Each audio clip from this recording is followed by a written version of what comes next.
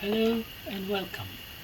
Today we'll demonstrate how to read data from the SAP database that's available in the public SAP sandbox. We've already registered for access and obtained an API key, which we'll use to connect to the SAP API data source. This demonstration will have two parts. First, using AI to generate REST API code starting from a plain English command. Second, asking AI to fix its own mistakes where the first attempt doesn't work. Okay, let's start the first demo, generating the first REST API call. Here we have a blank screen and the D4E advanced version that is open.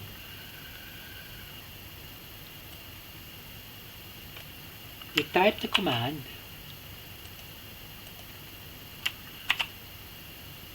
help me fetch SAP business partner. This is a very vague request, but that's the point. We assume we don't know much about REST APIs or the SAP sandbox structure. Still, AI can pick up three important things. Fetch means used REST API, SAP is the data source, business partner is a topic of interest. Let's submit the command.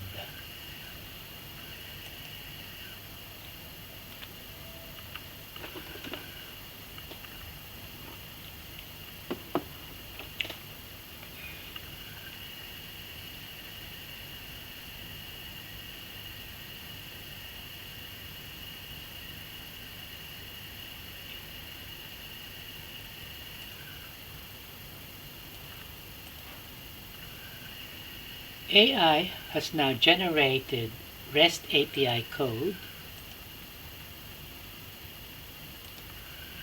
which has been placed in a sheet called MySQL column A. We can execute this by clicking Get Data Table here. And it will ask us for our SAP API key as it was programmed in the code. We'll put it aside and we will put our SAP API key and continue.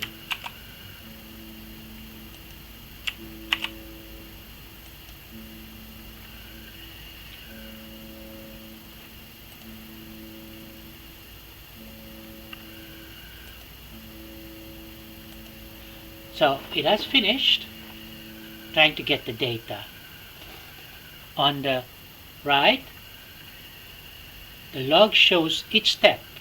The code begins execution and asks for our API key. We provided it and we continued. Now we see no results were returned.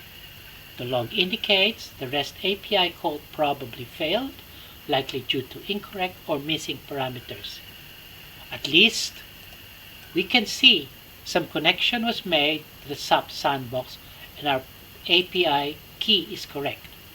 At this point, it is difficult to manually fix the code unless you are an expert in SAP's API.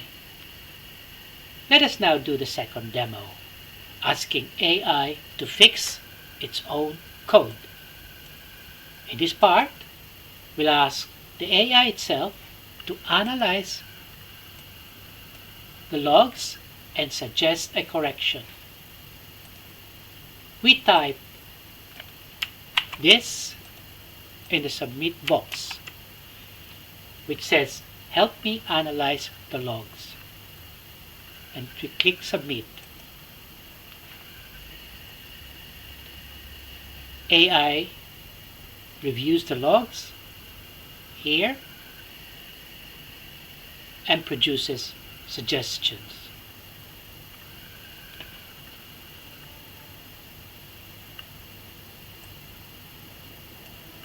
We can read them directly in the log panel or open the menu log sheet, which contains more details. This is the same menu log or log file, and let us read what it says. It has a few suggestions, and the one we might be interested in is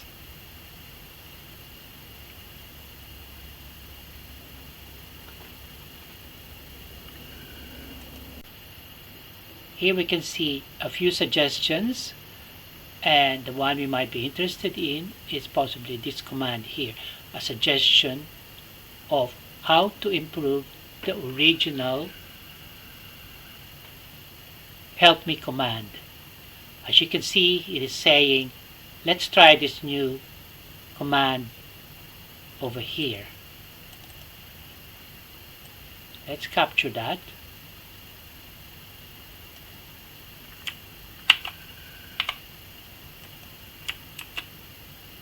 So it's slightly different from our original command, but it appears that AI is now suggesting to have some more parameters, and this is how to improve the original command. So let's submit that, and in the same way, a new API code will be created. So a second API code has been created. Let's format that so it is easy to read. So we now have two API code. The first one didn't work, and the second one has been created based on suggestions by the AI. So we will also execute this now with get data table, and it will still use the same API key.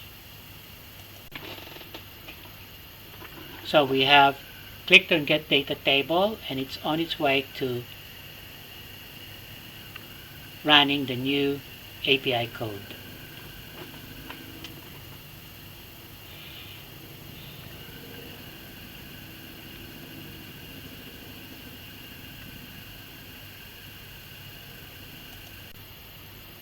So here, this time,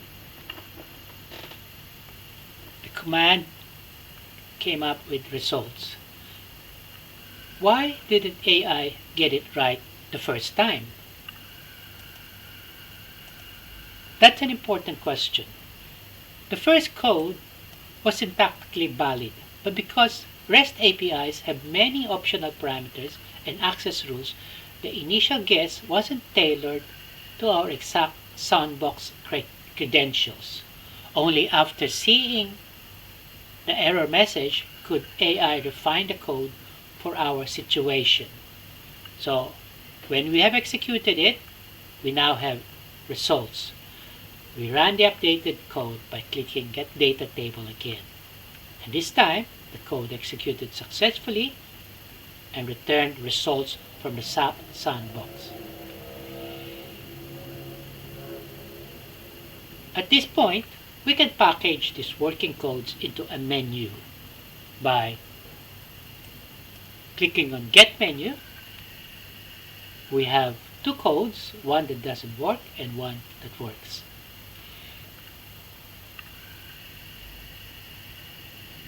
And now that you have created a menu for it, those code will now show up as menus here. The first one that didn't work and the second one that works. We can hand this over to the business users who can simply use the menus to execute it. They simply pick from a menu to fetch the SAP data that they need. To summarize, in this demo we saw AI generating REST API code from plain English, and then AI analyzing its own failure, and then AI producing a working solution in the next iteration. This is how D4E helps bridge the gap between technical APIs and business users. Thank you very much, and see you next time.